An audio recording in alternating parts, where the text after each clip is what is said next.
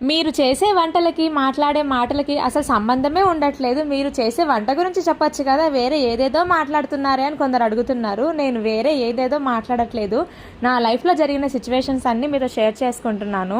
వంటదేముందండి, నేను కాకపోతే ఇంకెవరో చెప్తారు. అంతెందుకు, బోలెడన్ని కుకింగ్ ఛానల్స్ ఉన్నాయి. మీకేదైనా రెసిపీ కావాలంటే ఒకటికి 100 వీడియోలొస్తాయి. ఏది కావాలంటే అది చూసి నేర్చుకొని వండుకోవచ్చు. కానీ జీవితంలో జరిగిన విషయాలు, కొన్ని గుణపాఠాలు అందరూ చెప్తారా? చెప్పలేరు కదా. ఆ లైఫ్ లో జరిగినవన్నీ మీతో ఎందుకు షేర్ చేసుకుంటున్నానో తెలుసా? మేము చేసిన తప్పులు, ఎస్పెషల్లీ మా జీవితాల్లో జరిగిన కొన్ని సన్నివేశాలు మీకు చెప్తే ఎవరైనా మేము తీసుకున్నటువంటి రాంగ్ స్టెప్స్ మీరు కనుక తీసుకొని ఉంటే వాటిని కరెక్ట్ చేసుకుంటారని, నా వీడియోస్ వల్ల కనీసం ఒక్కరైనా చేంజ్ అయ్యి వాళ్ళ లైఫ్ లో కరెక్ట్ డెసిషన్ తీసుకుంటారని చిన్న హోప్ మాత్రమే.